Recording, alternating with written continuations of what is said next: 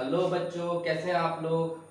तो आज हम अपने एनसीईआरटी का जो हमारा मैथ्स का चल रहा था सब्जेक्ट, आज हम एक नए चैप्टर की शुरुआत करेंगे। आप इससे पहले हमने ट्रिग्नोमेट्री पढ़ाया है और उसके कुछ क्वेश्चन भी आपको कराए हैं। आज हम पढ़ेंगे कोऑर्डिनेट ज्योमेट्री, एक नया चैप्टर है। आपके बोर्ड एग्जाम में एक अच्छा खासा वेटेज ये रखता है ये जो चैप्टर है, और इससे अच्छे खासे और बढ़िया बढ़िया क्वेश्चन आपके बोर्ड एग्जाम में देखने को मिलते हैं। तो आज हम सीखेंगे कि कोऑर्डिनेट ज्योमेट्री को हम कैसे अप्लाई करके क्वेश्चन को सॉल्व करें और अच्छे मार्क्स अपने बोर्ड एग्जाम में लाएं। तो चलिए पढ़ते हैं अपने नए टॉपिक। हमारा जो चल रहा था मैथ्स का क्लास 10th का जो टॉपिक है कोऑर्डिनेट ज्योमेट्री। तो जैसा कि मैं आपको बता दूं कोऑर्डिनेट ज्योमेट्री के बारे में कुछ, आप लोग क्लास 9th में इस चैप्टर को पढ़ के आ रहे हैं, तो थोड़ा सा मैं इसको रिकॉल करा दूं कोऑर्डिनेट ज्योमेट्री में हमें क्या क्या पढ़ना है। तो पहले तो हम जानेंगे कोऑर्डिनेट सिस्टम के बारे में जानेंगे कोऑर्डिनेट सिस्टम क्या होता है, और उसके बाद हम आगे कंटिन्यू करेंगे कि इसमें डिस्टेंस फार्मूला क्या होता है, सेक्शन फार्मूला क्या होता है, मिड पॉइंट फार्मूला क्या होता है, फिर लाइन की इक्वेशन कैसे फॉर्म करते हैं। बहुत कुछ हम सीखेंगे इस चैप्टर में। तो आइए चलते शुरुआत करते हैं अपने चैप्टर कोऑर्डिनेट ज्योमेट्री के बारे में। तो पहले तो हम सीखते हैं कि कोऑर्डिनेट सिस्टम क्या होता है। कोऑर्डिनेट सिस्टम, तो कोऑर्डिनेट सिस्टम के बारे में जानने के लिए हमें एक एक्स एक्सिस और वाई एक्सिस बनाना पड़ेगा। तो हम थोड़ा बना लेते हैं अपना एक्स एक्सिस। तो ये हमारा हो गया एक्स एक्सिस, और ये है हमारा ये हमारा एक्स एक्सिस है, और ये हमारा है ये हमारा इसको हम बोलते हैं पॉजिटिव एक्स एक्सिस। इधर की तरफ जो होता है वो पॉजिटिव एक्स एक्सिस, या फिर इसको आप ऐसे बोल सकते हो जो है पॉजिटिव एक्स एक्सिस, और ये आपका है निगेटिव एक्स, ये आपका है पॉजिटिव वाई, और ये होता है आपका निगेटिव वाई। इसको आप लोग पढ़ चुके हैं क्लास 9th में, तो हम आपको रिकॉल करा देते हैं। ये जो सेंटर पॉइंट होता है इसको हम ओरिजिन बोलते हैं।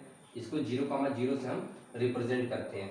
सेंटर को हम क्या बोलते हैं, ओ से डिनोट करते हैं, और ये हमारा ओरिजिन है जिसको 0,0 से हम डिनोट करते हैं। और जो इधर एक्सिस होती है इसको हम बोलते हैं फर्स्ट क्वाड्रेंट, ये हमारा होता है सेकंड क्वाड्रेंट, ये होता है थर्ड क्वाड्रेंट, और ये होता है फोर्थ क्वाड्रेंट। जो फर्स्ट क्वाड्रेंट होता है यहाँ पे जो x की वैल्यू है वो सारी पॉजिटिव होती है, और y की वैल्यू पॉजिटिव होती है। मतलब इस पे जो आपका जो कोऑर्डिनेट होगा वो x भी पॉजिटिव होगा और y भी क्या होगा, पॉजिटिव होगा। वही हम सेकंड क्वाड्रेंट की बात करें तो जो सेकंड क्वाड्रेंट होता है हमारा, यहाँ पे आपका जो x होता है वो तो निगेटिव होता है, ये वैल्यू निगेटिव होती है, लेकिन जो y होता है वो हमारा पॉजिटिव होता है। यानी यहाँ पे जो होता है माइनस x की जो वैल्यू होती है माइनस होती है, और y की जो वैल्यू होती है वो होती है प्लस। उसी तरह हम थर्ड क्वाड्रेंट की बात करें तो यहाँ पे हम देखेंगे तो हमारा x भी माइनस है और y भी माइनस है। तो थर्ड क्वाड्रेंट में हमारा क्या होता है, माइनस माइनस। यहाँ पे दोनों वैल्यू दैट इज x और y दोनों क्या होता है, वो माइनस होता है। उसी तरह फोर्थ क्वाड्रेंट की बात करें तो हमारा जो फोर्थ क्वाड्रेंट है यहाँ पे x तो आपको पॉजिटिव दिखेगा क्योंकि इधर x काउंट करते हैं, और इधर अच्छा एक चीज और आप ध्यान दीजिएगा, यहाँ पे जो मैं लिख रहा हूँ ये जो पहला वाला है वो x की वैल्यू है, और जो सेकंड वाला पार्ट है वो हमारा y की वैल्यू। उसी तरह सब में पहले हम x कोऑर्डिनेट को लिखते हैं फिर y कोऑर्डिनेट को लिखते हैं। तो यहाँ पे देखेंगे तो हमारा जो x कोऑर्डिनेट है वो पॉजिटिव है, लेकिन जो y कोऑर्डिनेट है वो क्या है, वो निगेटिव है। तो हम देखें कि हमारा जो x कोऑर्डिनेट फर्स्ट क्वाड्रेंट में x कोऑर्डिनेट और y कोऑर्डिनेट दोनों पॉजिटिव था, सेकंड क्वाड्रेंट में हमारा x कोऑर्डिनेट निगेटिव था, y कोऑर्डिनेट पॉजिटिव था। उसी तरह थर्ड क्वाड्रेंट में हमारा जो x कोऑर्डिनेट होता है वो निगेटिव होता है और y कोऑर्डिनेट भी निगेटिव होता है, और फोर्थ क्वाड्रेंट में x कोऑर्डिनेट पॉजिटिव और y कोऑर्डिनेट निगेटिव। अब हम एक चीज हम और आपको बताना चाहेंगे कि जो ये x एक्सिस है या जो x की वैल्यू है इसको हम एब्सिसा भी बोलते हैं। इसको क्या बोलते हैं, इसको एब्सिसा बोलते हैं। और जो y एक्सिस पे जो वैल्यू होती है या y एक्सिस पे क्या बोलते हैं, तो इसको ऑर्डिनेट बोलते हैं। ये कभी कभी आपके एग्जाम में ऐसे डायरेक्ट लिखेगा कि find the value of ordinate या एब्सिसा, तो आप ऐसे याद रख सकते हैं। जो x एक्सिस होता है उसको एब्सिसा बोलते हैं, और जो y की वैल्यू होती है उसको ऑर्डिनेट बोलते हैं। तो ये चीज बहुत ध्यान रखिएगा, कभी क्वेश्चन आपको पूछ देता है बोर्ड एग्जाम पे और बच्चे कंफ्यूज हो जाते हैं कि एब्सिसा क्या होता है या ऑर्डिनेट क्या होता है। तो ये चीज आप लोग ध्यान दीजिएगा कि एब्सिसा क्या होता है और ऑर्डिनेट क्या होता है। अब आगे हम देखेंगे कि जो x एक्सिस पे जो वैल्यू है और y एक्सिस पे जो वैल्यू है इस पे कैसे हम डिस्टेंस फार्मूला का अप्लाई करेंगे। तो थोड़ा सा हम इसको रब कर लेते हैं। तो ये आपका x एक्सिस हो गया। अब देखिए यहाँ पे जो ओरिजिन पे जो वैल्यू होती है, एक चीज और नोटिस करिएगा, जो एक्सिस होता है x एक्सिस और y एक्सिस, पूरे एक्स एक्सिस पे y की वैल्यू 0 होती है और पूरे y एक्सिस पे x की वैल्यू 0 होती है। जैसे अगर मैं यहाँ पे लिखूं तो यहाँ पे जो होता है ये होता है 0 सॉरी x कामा 0, यहाँ पे जो भी वैल्यू होगी पूरे x एक्सिस पे जो हम पहले x की वैल्यू लिखेंगे और y की वैल्यू क्या होगी 0 होगी। उसी तरह y एक्सिस पे कहीं भी आप कोई भी पॉइंट लेंगे तो यहाँ पे 0 कामा y लिखेंगे, यहाँ पे लिखेंगे 0 कामा माइनस वाई लिखेंगे। तो यहाँ पे आप ध्यान दीजिएगा कि पूरे x एक्सिस पे y की वैल्यू 0 होगी और पूरे y एक्सिस पे x की वैल्यू 0 होगी। तो अब हम देखेंगे कि हमारा जो डिस्टेंस फार्मूला है ये इतना तो आपको पता ही होगा, ये आप 9th में पढ़ के आए हो। जितना चीज़ अभी मैंने बताया सब बेसिक चीज़ें बताई हैं जो आप 9th में पढ़ के आए हो। अब इसके आगे हम पढ़ेंगे डिस्टेंस फार्मूला। तो डिस्टेंस फार्मूला को निकालने के लिए उसको हम देखेंगे। तो यहाँ पे हम हेडिंग डाल लेते हैं डिस्टेंस, हेडिंग डाल देते हैं डिस्टेंस फार्मूला। अब देखेंगे डिस्टेंस फार्मूला क्या होता है। तो यहाँ पे हम नोटिस करेंगे कि यहाँ पे हम मान लेते हैं कि कोई एक हमारा पॉइंट है यहाँ पे जिसका कोऑर्डिनेट क्या है x कामा x1 कामा y1। मान लें ये पॉइंट हमारा A है, ये हमारा पॉइंट क्या है, ये हमारा B है और इसका कोऑर्डिनेट हम मान लेते हैं x2 कामा y2। अगर हम इसको ड्रॉ करें यहाँ से तो ये हमारा यहाँ पे जो पॉइंट होगा ये हो जाएगा आपका, यहाँ पे हो जाएगा x1 और यहाँ पे देखेंगे तो ये हमारा पॉइंट हो जाएगा y1। तभी तो ये पॉइंट आपका A जो होगा वो x1 कामा y1 होगा। उसी तरह B पॉइंट को अगर हम ड्रॉ करें यहाँ से तो इसको अगर डॉटेड लाइन से आप यहाँ पे ड्रॉ करिएगा तो यहाँ पे जो पॉइंट होगा वो हो जाएगा x2 और इसी तरह यहाँ पे जो पॉइंट हो जाएगा इसको थोड़ा आगे बढ़ा लेते हैं तो आपका जो यहाँ पे पॉइंट हो जाएगा ये क्या हो जाएगा, वो हो जाएगा y2। तो ये वाला पॉइंट आपका B क्या हो जाएगा x2 कामा y2 हो गया। इसको सही से थोड़ा लिख देते हैं, ये आपका क्या हो गया x2 कामा y2 हो गया। और जो A वाला पॉइंट है इसको हम थोड़ा साफ से लिख देते हैं, ये आपका क्या हो जाएगा, ये हो जाएगा x1 कामा y1। अब आप मान लीजिए कि इसको अगर हम ड्रॉ करते हैं यहाँ से तो यहाँ पे आपको एक ट्रायंगल दिखेगा और इसको हम मान लेते हैं कोई C पॉइंट। तो आप एक ट्रायंगल ABC में देख सकते हैं। तो ABC में अगर हम पाइथागोरस थ्योरम लगाएं तो हमें पता है कि जो BC होता है वो क्या है, वो आपका परपेंडिकुलर है, AC बेस है और ये AB क्या है, हाइपोटेनस है। तो हम ये राइट एंगल ट्रायंगल एक बन रहा है, इसमें हम क्या लगा सकते हैं, तो इसमें हम लगा सकते हैं पाइथागोरस थ्योरम। तो according to Pythagoras theorem in triangle ABC, जो AB का स्क्वायर है वो किसके बराबर है, तो वो आपका बराबर है AC के स्क्वायर के प्लस BC के स्क्वायर के।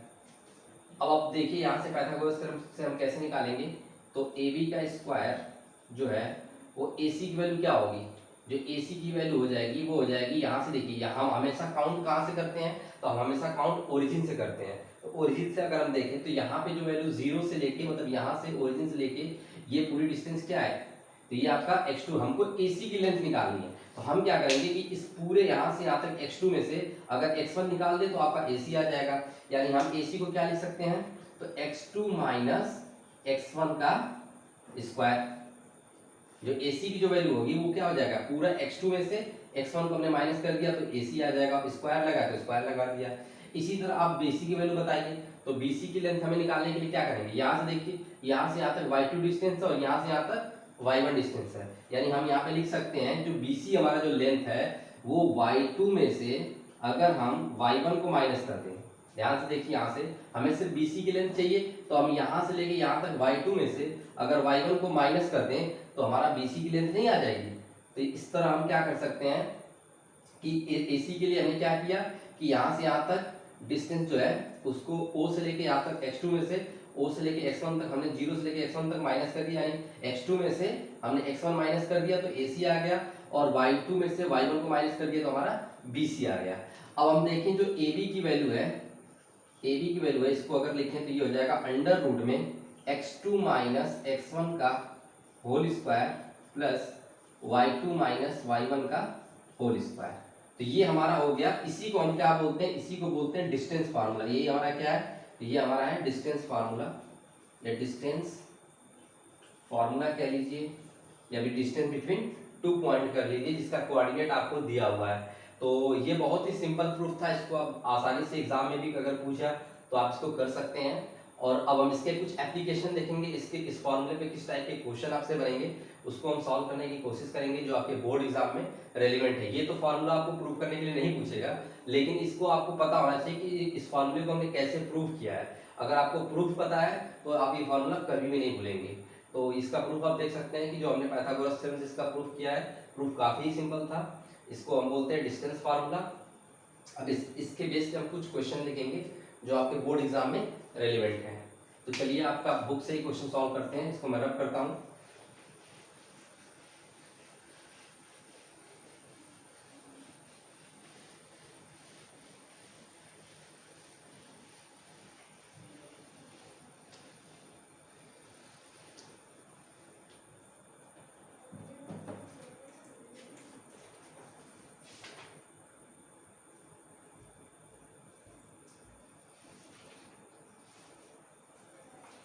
तो सबसे सिंपल क्वेश्चन है आपके एक्सरसाइज 7.1 का,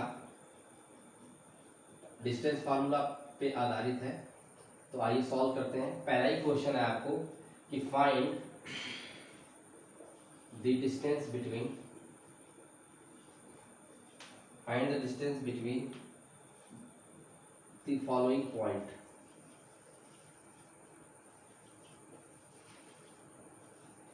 पॉइंट आपको क्या दिया है? तो पहला पॉइंट आपको दिया है 2,3 और दूसरा पॉइंट है आपका 4,1 और उसी तरह सेकंड वाले में आपको क्या दिया है? -5,7 और -1,3। और थर्ड क्वेश्चन भी है जो आपको दिया है, थर्ड वाला भी करेंगे। वो है आपका a, b और -a, -b। अब ये क्वेश्चन है, इसको सॉल्व करने की कोशिश करते हैं। हमारा डिस्टेंस फार्मूले पे ये क्वेश्चन सॉल्व होगा। आपसे पूछा कि जो दो पॉइंट दिए हैं इसके बीच का डिस्टेंस आपको निकालना है। तो इसको कैसे सॉल्व करेंगे? तो सॉल्यूशन इसका देखिए बहुत ही सिंपल है। अभी मैंने आपको जो पहले बताया उसी डिस्टेंस फार्मूला पे ये क्वेश्चन होगा। तो मान लीजिए कि ये पॉइंट ए है जिसका कोऑर्डिनेट आपको 2,3 दिया है और दूसरा पॉइंट मान लीजिए कि कोई बी है जिसका कोऑर्डिनेट आपको 4,1 दिया है। आपको ए बी की लेंथ निकालनी है।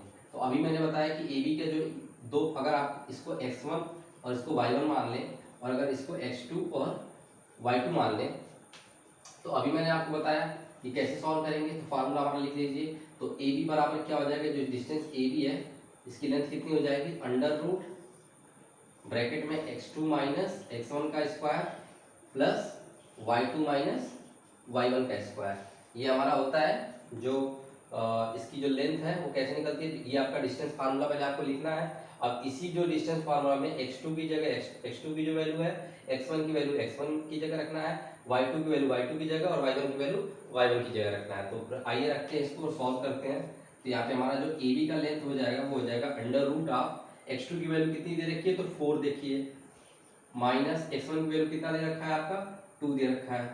तो 4 माइनस 2 का स्क्वायर हो जाएगा प्लस y2 की वैल्यू आपको दे रखा है 1 माइनस y1 की वैल्यू कितना दे रखा है? 3, यानी 1 माइनस 3 का स्क्वायर। यानी आप इसको AB की वैल्यू सॉल्व करेंगे तो कितना हो जाएगा? अंडर रूट में 4 में से 2 जाए, मतलब यहाँ पे आपका 4 में से 2 गया, 2 का स्क्वायर प्लस 1 माइनस 3, 1 में से 3 माइनस करेंगे तो ये आपका आएगा -2 का स्क्वायर। अब आपको पता है कि माइनस का स्क्वायर भी हमेशा प्लस में ही होता है। तो 2 का स्क्वायर 4 हो गया और -2 का स्क्वायर क्या होगा? 4 ही होगा। यानी आपको ए बी की जो लेंथ है वो आ जाएगी under root of 4 into 4 plus 4 कितना होगा? 8, या 8 को आप 2√2 भी लिख सकते हो, यानी 2√2 यूनिट इसको लिख सकते हैं। क्योंकि कोई यूनिट नहीं दे रखा है तो हम यूनिट में लिखेंगे। तो आपकी जो ए बी की लेंथ कितनी आ गई? 2√2 यूनिट आ गई। इस तरह आपने देखा कि कितने आसानी से हमने इस डिस्टेंस फार्मूला पे इस क्वेश्चन को सॉल्व कर लिया है। अब आइए आगे क्वेश्चन देखते हैं। सेकंड वाला क्वेश्चन सॉल्व करने की कोशिश करते हैं इसी फार्मूले पे। तो इसको हम रख करते हैं, तब तक आप इसको नोट करिए, तब तक हम अपने इंक भर लेते हैं इसमें और फिर सेकंड क्वेश्चन को सॉल्व करने की कोशिश करते हैं।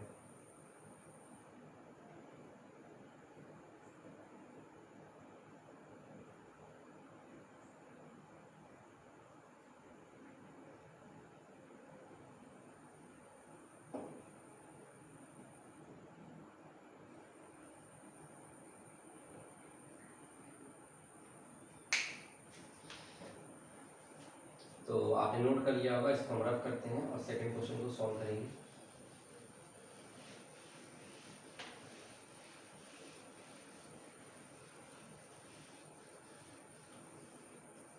तो बच्चों आपने सेकंड क्वेश्चन को आई थिंक सॉल्व कर लिया होगा, और आइए इसको हम बताते हैं कि कैसे इसको सॉल्व करेंगे। तो जो सेकंड वाला पार्ट है हमारा, इसको सॉल्व करने के लिए आपको लिखो ए की जो वैल्यू है, ए का कोऑर्डिनेट आपको कितना दिया है -5, 7, और मान लीजिए बी का कोऑर्डिनेट ये पॉइंट बी है और इसका कोऑर्डिनेट कितना दिया है तो -1, 3।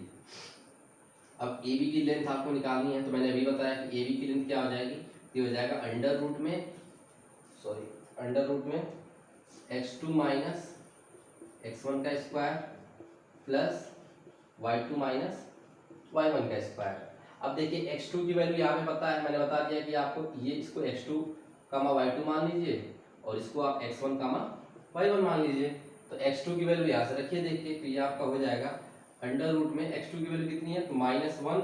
आपको साइन के साथ वैल्यू रखनी है, जो साइन आपको दिया हुआ है क्वेश्चन में उसके साथ रखेंगे तो आपका क्वेश्चन कभी भी गलत नहीं होगा। तो x2 की वैल्यू कितना दे रखा है आपको -1, ब्रैकेट लगाना है, फिर माइनस लगाना है, फिर x1 की वैल्यू कितना दे रखा है -5 दे रखा है। अब यहाँ पे ऑलरेडी माइनस साइन है और माइनस साइन यहाँ पे भी दे रखा है, तो माइनस और माइनस क्या हो जाएगा प्लस हो जाएगा, और यहाँ पे आप रख दीजिए 5, फिर प्लस यहाँ पे स्क्वायर, फिर y2 की वैल्यू क्या रखा है तो 3 रखा है, y2 की वैल्यू 3 दे रखा है, y1 की वैल्यू कितना दिया है 7, तो -7 रख दीजिए यहाँ पे। अब आपको इसको सॉल्व करेंगे तो ये आपका हो जाएगा 5 में से -1 को माइनस करेंगे तो ये आपका हो जाएगा 4 का स्क्वायर, और यहाँ पे 7 में से 3 रखेंगे तो ये हो जाएगा -4 का स्क्वायर। अब इसको सॉल्व कर लेंगे फर्दर, तो ये आपका हो जाएगा 4 का स्क्वायर भी 16 होगा, और 4 का स्क्वायर भी -4 का स्क्वायर भी 16 हो जाएगा। यानी इसको अगर आप सॉल्व करेंगे तो इसकी जो वैल्यू हो जाएगी वो हो जाएगी √16 + 16 √32। या इसको आप और भी इसको सॉल्व करना चाहे तो लिख सकते हैं 4√2 यूनिट। तो ये आपका हो गया सेकेंड वाला क्वेश्चन। सेकेंड वाला भी क्वेश्चन हमने सेम ऐसी तरीके कर लिया। इसी तरह थर्ड क्वेश्चन है, इसमें भी आपको डायरेक्ट वैल्यू ना देकर एक अलजेब्रिक वैल्यू दे रखा है ए और बी, इसको भी हम इसी मेथड से सॉल्व करेंगे। तो आइए इसको भी सॉल्व करते हैं, थर्ड क्वेश्चन को भी, और आप सेकंड क्वेश्चन को नोट कर सकते हैं। सेकंड क्वेश्चन काफ़ी इजी था, जैसे फर्स्ट क्वेश्चन को हमने किया एज इट इज आपने हमें सेकंड क्वेश्चन को भी किया। आइए थर्ड क्वेश्चन को करते हैं। तो थर्ड क्वेश्चन कैसे करेंगे, तो थर्ड में भी आपको कुछ नहीं करना है, ए और बी को x1 y1 और माइनस और ए और माइनस बी को क्या मानना है x2 और y2 मान लेना है। तो इसको करते हैं। देखिए तो आपका जो थर्ड पार्ट है यहाँ पे आप लिख सकते हैं, जो ए की पॉइंट है पी के अंदर रखा है a, b, और जो या ए की जगह p मान लीजिए। आइए इसमें p और q आपकी मर्जी, आप कुछ भी ले सकते हो, a b p q कोई भी पॉइंट आप ले सकते हो। ये आपका -a और -b हो गया। अगर हमको पी क्यू की लेंथ निकालनी है तो क्या करेंगे, तो पी क्यू बराबर हो जाएगा √x2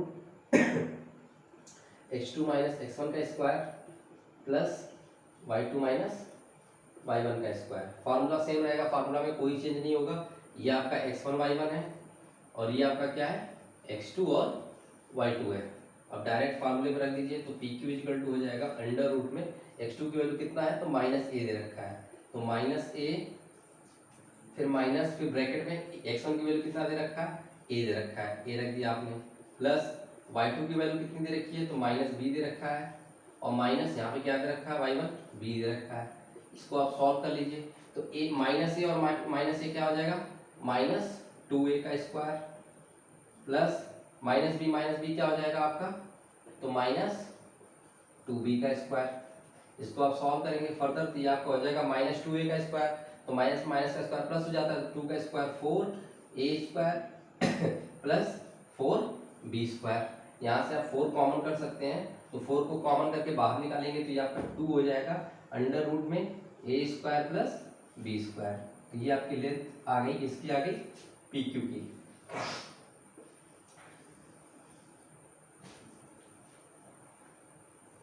पी क्यू की लेंथ कितनी आ गई 2 under root a square plus b square. देखा आपने कितने आसानी से हमने इस क्वेश्चन को डिस्टेंस फार्मूला पे कर लिया। अब आइए कुछ अच्छे क्वेश्चन करते हैं जो आपके एग्जाम में इस पे मैनिपुलेट करके पूछ सकता है इस डिस्टेंस फार्मूले पे, तो उसको हम सॉल्व करने की कोशिश करते हैं। तो इसको हम रब करते हैं और कुछ बढ़िया क्वेश्चन करने की कोशिश करते हैं जो आपके एग्जाम में पूछ सकता है और जिसमें आप कंफ्यूज हो सकते हैं।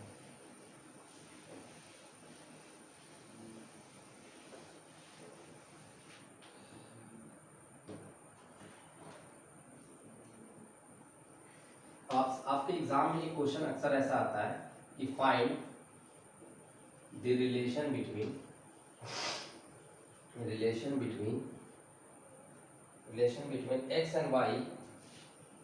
x and y such that the point x comma y is equidistant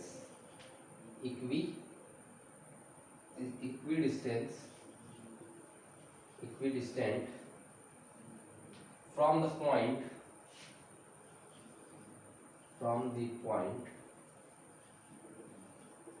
आपको दे रखा है 7,1 एंड 3,5। ये आपसे क्वेश्चन में दे रखा है, आपको पॉइंट दे रखा है 7,1 एंड 3,5। अब आपसे पूछ रखा है कि x और y में कुछ ऐसा रिलेशन बताइए कि जो पॉइंट x, y है वो इस पॉइंट और इस पॉइंट दोनों से फ्रॉम द पॉइंट इतना और इतना दोनों से इक्विडिस्टेंस है। इक्विडिस्टेंस का मतलब होता है कि सेम डिस्टेंस पे। जैसे इसको अगर हम रिप्रेजेंट करें, इसको इस क्वेश्चन को अगर हम ग्राफ पे रिप्रेजेंट करें, ग्राफ पे भी आप कोऑर्डिनेट सिस्टम पे भी रिप्रेजेंट कर सकते हैं, या फिर ऐसे भी मान सकते हो कि ये कोई पॉइंट ए है, इसका कोऑर्डिनेट आपको दे रखा है 7,1। मान लीजिए कि जो 7,1 है वो एक पॉइंट पे है, और जो बी पॉइंट पे आपका क्या है, तो बी पॉइंट पे आपका है 3,5। और जो x, y है वो मान लीजिए आपका कहाँ पे है, तो ये मान लीजिए p पॉइंट पे है। कहाँ पे है, p पॉइंट पे है x, y। और जो ये कह रखा है कि जो p की जो वैल्यू है, जो x, y है वो a से और b से समान दूरी पे है, मतलब एक समान दूरी पे है। मतलब ये कह सकते हैं कि यहाँ से अगर मैं एक डॉटेड लाइन खींच दूं, इसको थोड़ा ऐसे खींच सकते हैं। मान लीजिए p का पॉइंट x, y है, अगर मैं यहाँ से इसको ज्वाइन कर दूं pa को, और ये आपका क्या हो गया pb। तो इसमें ये कह रखा है क्वेश्चन में कि जो लेंथ pa है वो pb के बराबर है। आपसे क्वेश्चन में ये कह रखा है कि जो pa है वो pb के बराबर है। ये आपको क्वेश्चन में गिवन है। गिवन आपको देखिए यहाँ पे लिखा हुआ है ना इक्विडिस्टेंस। इक्विडिस्टेंस का मतलब होता है कि समान दूरी पे है, मतलब जो p है, जो x, y पॉइंट है वो a और b से समान दूरी पे है। तो अब आपसे ये पूछा है कि ये x और y में क्या रिलेशन है, तो रिलेशन आपको कैसे फाइंड करेंगे। तो सबसे पहले हम क्या करेंगे कि यहाँ से अब आपको देखिए क्वेश्चन यहीं से सॉल्व हो गया, क्योंकि ये डिस्टेंस pa जो है pb के बराबर कह रखा है। तो pa की वैल्यू हम निकाल सकते हैं डिस्टेंस फार्मूला से। अगर हम इसको x1, y1 मान लें और इसको क्या मान लें x2, y2 मान लें, तो हमें पता है कि डिस्टेंस फार्मूला हम लगा सकते हैं pa में। तो आइए लगाते हैं। तो डिस्टेंस फार्मूला pa की जो लेंथ होगी, तो pa की लेंथ क्या हो जाएगी, pa बराबर हो जाएगा, ये आपको दिख रहा होगा यहाँ पे, pa बराबर हो जाएगा under root x2 minus x1 का स्क्वायर और with in bracket y2 minus y1 का स्क्वायर।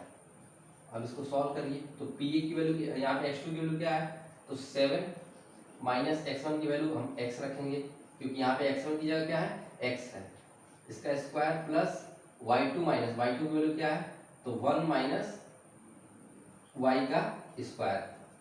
ये आपका आ गया pa की लेंथ आ गई। अब इसी तरह हमको क्या निकालना है कि जो pb की लेंथ है, pb की लेंथ निकालने के लिए क्या करेंगे, तो सेम फार्मूला। अभी आपने इसको x2 y2 माना था, अभी इसको आप x2 y2 मान लीजिए, तो इससे निकाल लेंगे। तो pb की लेंथ हम कैसे निकालेंगे, तो pb की जो वैल्यू हो जाएगी वो हो जाएगा आपका under root of x2 minus x1 का स्क्वायर। तो x2 की वैल्यू क्या हो जाएगी, 3 माइनस x का स्क्वायर प्लस 5 माइनस y का स्क्वायर सॉरी। तो यहाँ से आपने pa और pb की लेंथ निकाल ली है। अब आपको क्वेश्चन में कह रखा है कि जो pa है वो pb के बराबर है, यानी अगर हम pa और pb को आपस में बराबर कर दें तो यहाँ पे हम लिख सकते हैं कि चूंकि क्वेश्चन में आपको क्या रखा है कि pa is equal to pb, तो यहाँ से अगर आप इसको दोनों को इक्वल करें यानी अंडर रूट, अब देखिए दोनों बराबर है तो दोनों का स्क्वायर भी बराबर होगा, यानी pa स्क्वायर बराबर pb स्क्वायर होगा। स्क्वायर इसलिए स्क्वायर करने से ये दोनों का रूट हट जाएगा ताकि आपको दिक्कत ना हो। तो अगर pa का स्क्वायर pb के स्क्वायर के बराबर है तो यहाँ पे हम लिख सकते हैं कि जो 7 माइनस x का स्क्वायर प्लस 1 माइनस y का स्क्वायर इस किसके बराबर आपका हो जाएगा, तो इसके बराबर हो जाएगा, यानी 3 माइनस x के स्क्वायर के प्लस 5 माइनस y के स्क्वायर के। अब आपको यहाँ पे कुछ नहीं करना है, रिलेशन पूछा है आपसे x और y में, तो यहाँ पे आप देख सकते हैं यहाँ पे a माइनस बी का स्क्वायर है, सारे जगह a माइनस बी का स्क्वायर है, उसी की आइडेंटिटी पे आप इसको ओपन करके सॉल्व कर सकते हैं। तो आपको पता होगा कि a माइनस बी का जो स्क्वायर होता है वो क्या होता है, तो a स्क्वायर होता है प्लस b स्क्वायर होता है माइनस 2ab। ये आपने बचपन में पढ़ रखा है, क्लास 6-7 में आई थिंक आपको आइडेंटिटी रटवाई गई थी।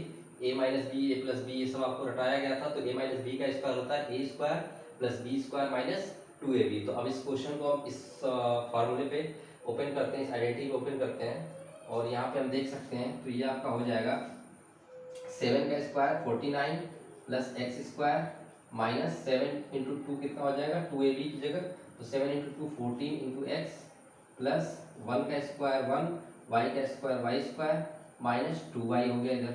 इसी तरह इक्वल टू में अब इधर वाला सॉल्व कर लेंगे, तो ये आपका हो जाएगा 9 plus x square minus 3 2 6x plus 5 का स्क्वायर आपको हो गया 25 plus Y square minus 10y।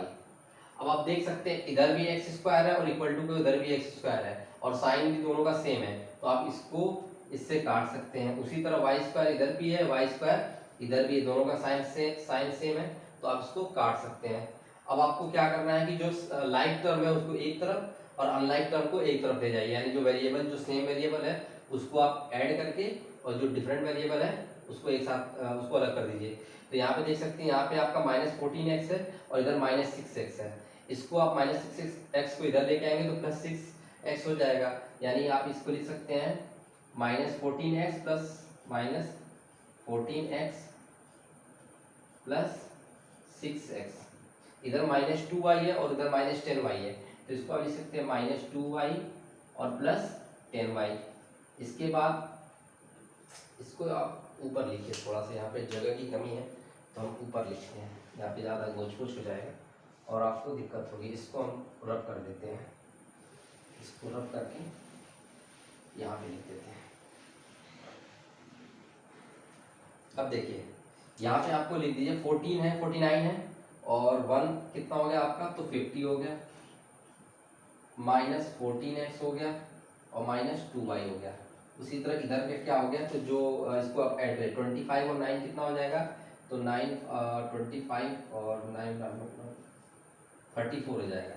ये आपका 34 हो गया और माइनस 6x और माइनस 10y, ये है फाइनली आपका ये बचा हुआ। अब आप इसको क्या करना है, ये जो 6 वाला टर्म है इसको आप इधर लेके आइए और इसको भी इधर लेके आइए, तो ये हो जाएगा 50 और इसको भी इधर लेके आइए तो माइनस 34, ये आपका हो जाएगा, ये हो जाएगा minus 14x plus 6x minus 2y plus 10y बराबर इक्वल टू में आपका 0 बच गया। आपने सारे टर्म को हम इधर लेके चले आए, हमारा इक्वल में क्या बच गया, 0 बच गया। अब आप इसको सॉल्व करेंगे तो ये 50 में से 34 निकल जाएगा तो आपको 16 बच जाएगा। माइनस 14x और प्लस 6x क्या हो जाएगा आपका, माइनस ये आपका हो गया 8x हो गया और इधर पे आपका क्या हो जाएगा, प्लस 8y हो जाएगा इक्वल टू 0। अगर आप इसको सॉल्व करेंगे तो ये आपको ऐसे लिख सकते हैं 8 कॉमन करके यहाँ से 8y minus 8x is equal to minus 16, या फिर आप इसको ऐसे लिख सकते हैं, इसको इधर लेके चले जाइए तो यहाँ पे आपका क्या बच जाएगा 8x minus 8y is equal to 16 हो गया। यहाँ से आप कॉमन कर सकते हैं 8, तो x माइनस वाई की जो वैल्यू हो जाएगी वो हो जाएगा 16/8, क्योंकि आपने 8 कॉमन करके हमने यहाँ पे डिवाइड कर दिया, यानी यहाँ से हम इसको काट दें तो 2 आ जाएगा, यानी x minus y is equal to 2।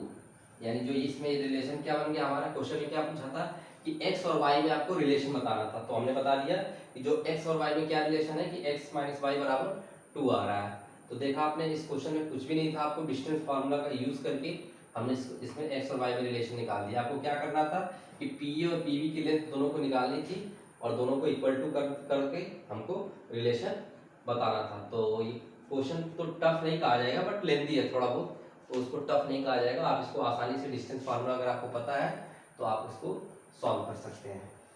आइए हम अपने अगले टॉपिक पे चलते हैं, जो हमारा कोऑर्डिनेट ज्योमेट्री का बहुत ही इंपॉर्टेंट टॉपिक है, सेक्शन फार्मूला।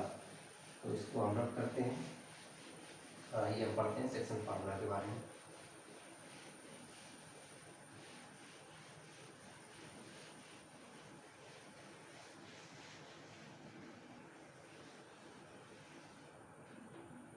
जो हमारा जो सेकंड टॉपिक है वो है हमारा सेक्शन फार्मूला। सेक्शन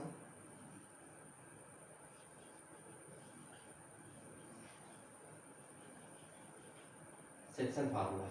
अब देखिए सेक्शन फार्मूला जो है वो कुछ है नहीं, बस इसको दो पॉइंट को हम किसी रेशियो में डिवाइड करते हैं और उस पॉइंट का कोऑर्डिनेट को फाइंड करने की कोशिश करते हैं कि वो पॉइंट कितने रेशियो में किसी दो पॉइंट को डिवाइड करता है। तो इसको सॉल्व करने, इसको पहले इसका फॉर्मूला हम समझने के लिए पहले एक लाइन हम ड्रॉ कर लेते हैं। मान लीजिए कोई लाइन है हमारी, ये हमारी लाइन क्या है, ए बी लाइन है और ए का कोऑर्डिनेट हमको x1 y1 दे रखा है और बी का कोऑर्डिनेट क्या दे रखा है, x2 y2 दे रखा है।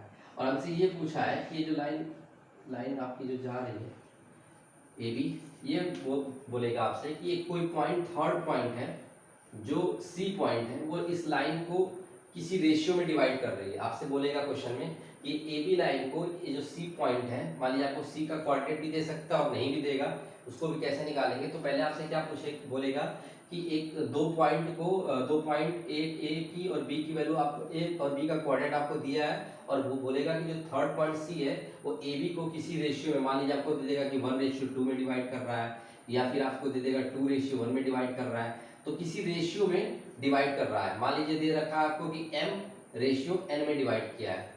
तो अब हम कैसे निकालेंगे इसको, तो सबसे पहले हम क्या मानेंगे कि जो सी का कोऑर्डिनेट हम x और y मान लेंगे।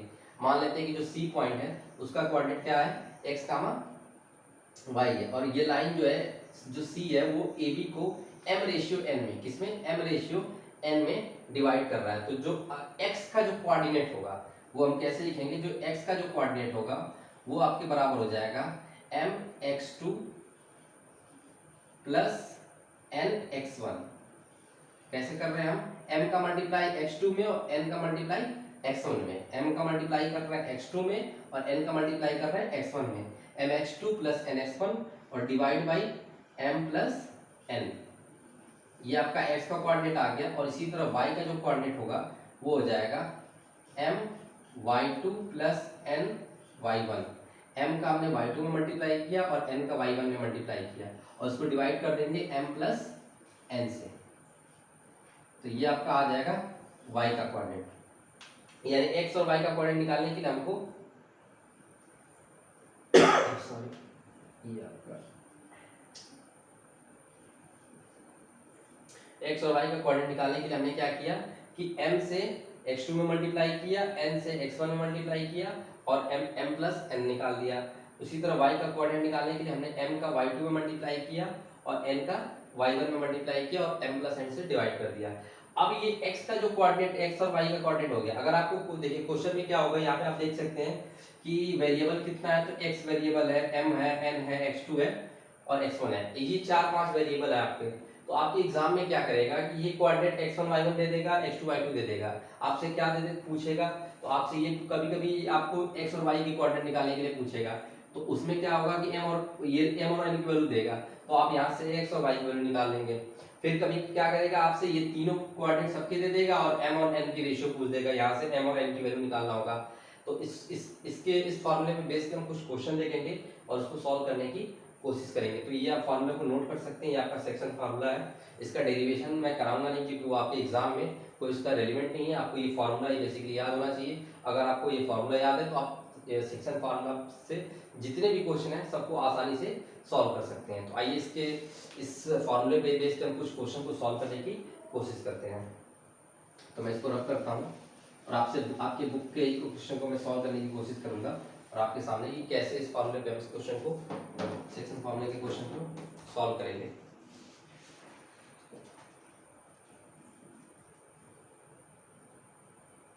अब देखिए, तो आपके बुक का एक क्वेश्चन है, क्वेश्चन एग्जांपल नंबर 7 में दे रखा है, in what ratio does the point -4, 6 divide the line segment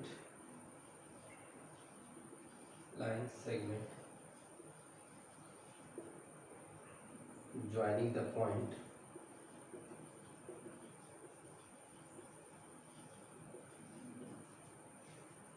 ए की पॉइंट दे रखा है -6,10 और जो बी का कोऑर्डिनेट दे रखा है वो है आपका 3, -8।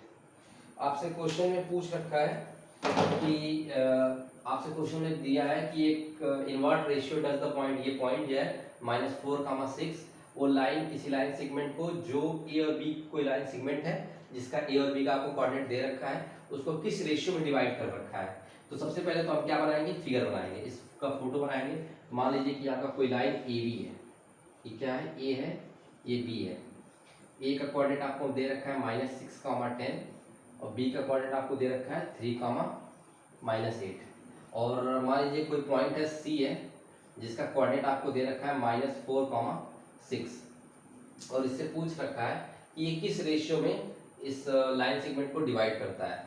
तो हम क्या निकालेंगे, तो यहाँ से हम निकालेंगे, मान लीजिए कि यार आपका m रेशियो n में डिवाइड करता है। अगर आपको नहीं दिया है तो आपको m और n की वैल्यू निकालनी है। तो सबसे पहले हमने बताया कि सेक्शन फार्मूला क्या होता है, जो इसका कोऑर्डिनेट इसको हम x, y मानते हैं, इसको हम x1, y1 मानते हैं और इसको क्या मानते हैं, x2, y2 मानते हैं। तो यहाँ से हमने देखा था कि जो x है उसकी जो वैल्यू होती है वो होती है mx2 + nx1 upon m + n।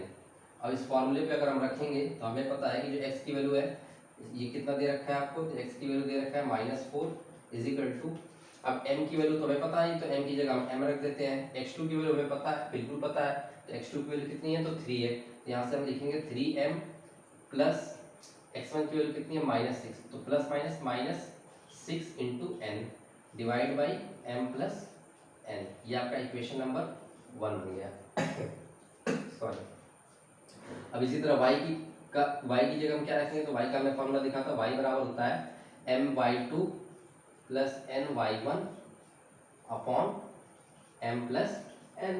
तो अब यहाँ से देखेंगे y की वैल्यू हमको दे रखा है 6, तो y की जगह रखेंगे 6 = m की वैल्यू तो हमें पता नहीं है, तो m की जगह m रखेंगे, y2 की वैल्यू पता है, तो -8m प्लस n की वैल्यू हमें पता नहीं है और y1 की वैल्यू पता है 10, तो प्लस 10n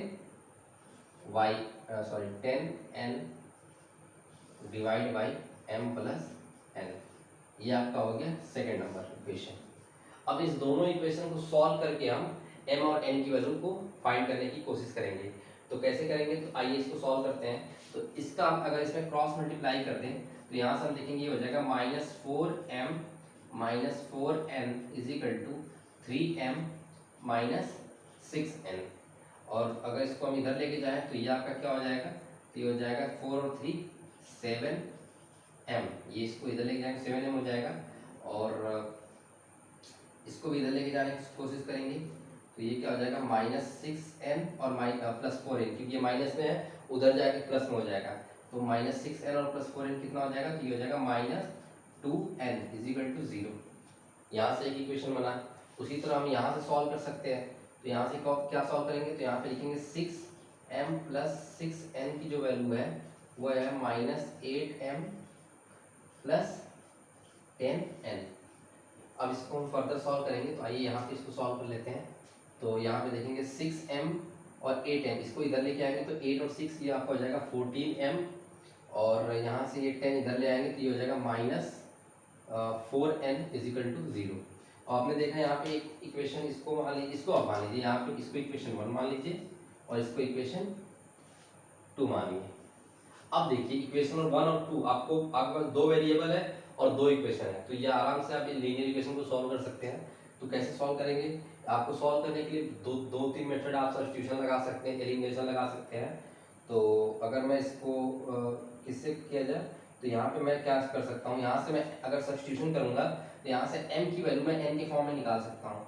यानी यहाँ से मैं लिख सकता हूँ कि जो 7m है वो इक्वल टू होगा 2n के, यानी m की जो वैल्यू हो जाएगी वो 2n/7 हो जाएगा। अब इसी m की वैल्यू को मैं इस इक्वेशन 2 में अगर पुट करने की कोशिश करता हूँ तो कैसे सॉल्व करेंगे, तो इसको मैं थोड़ी देर के लिए रख करता हूँ और यहाँ पे देखेंगे तो 14 × m की वैल्यू क्या है 2n/7 minus 4n is equal to 0। यानी यहाँ से आप काट सकते हैं, तो 7 2 जा 4, यानी 2 2 जा, ये आपका हो जाएगा 4n minus 4n is equal to, तो ये तो कट के आपका क्या आ गया, 0 आ गया। यानी यहाँ से m और n का क्या आ रहा है रेशियो, एक मिनट, हमने कहीं गलती तो नहीं की है, 0 तो नहीं आना चाहिए, -4n और -n हो गया,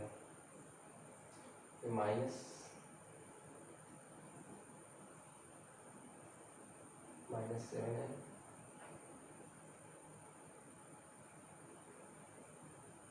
ये भी सही है यहाँ पे।